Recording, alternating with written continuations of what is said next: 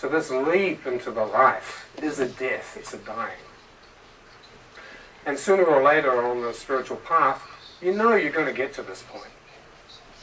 Once you start to really understand, well, okay, are there masters or not? I mean, is this just a concept? Is it real or is it not?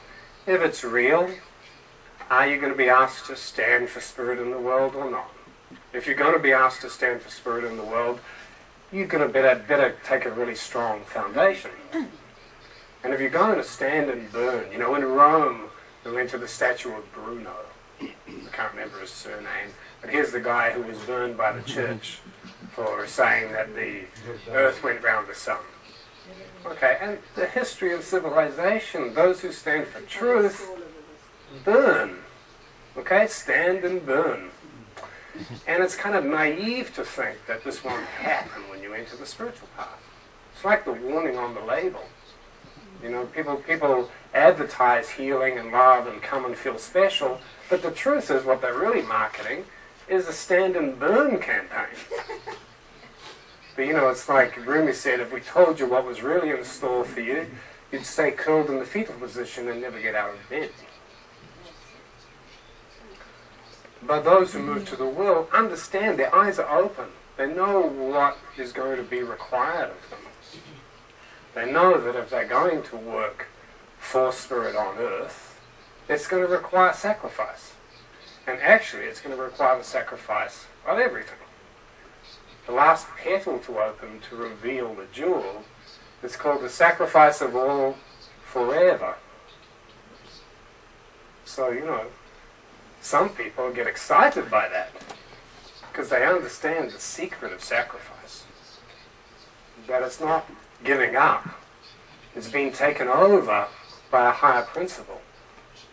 And that higher principle allows you to partake of its life.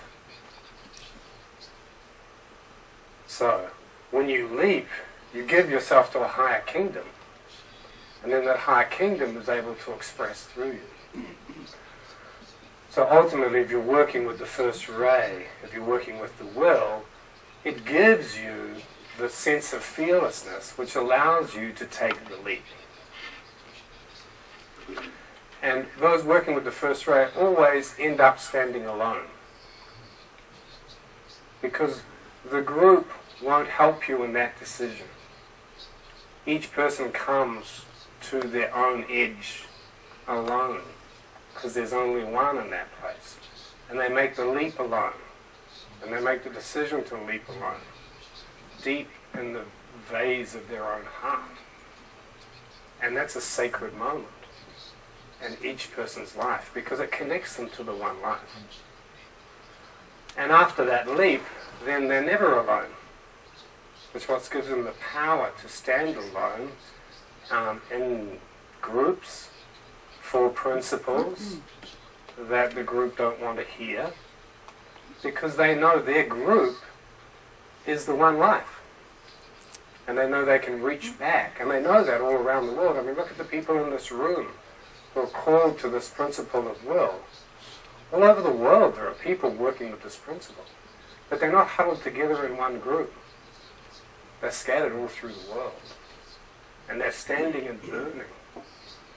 So often we don't see the externalization, but it's going on out there. There are thousands of third-degree initiates coming into incarnation. There are people in all fields of human endeavor that are standing and burning. But they're not making a big fuss about it.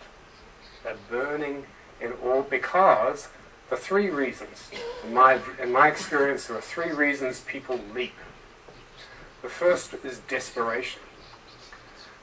They've been so, they're so exhausted with the old, and they're so desperate that they leap. Okay? The trouble with this is that they leap once, but then the desperation goes, and so does the motivation for leaping. Because of course you leap over and over and over again. The second reason for leaping is love. This is the thing that gets a mother up in the middle of the night for her child, or takes a fireman into the burning building, or makes a man during a war risk his life for his friend. That the love impulse is so great that it overcomes our fear of death, and we move. The third is the one that is most sustainable, and for anyone who has first ray, it's the pure exhilaration and the feeling of liberation that comes from overcoming over and over again our fear of death. It's contact with the life impulse.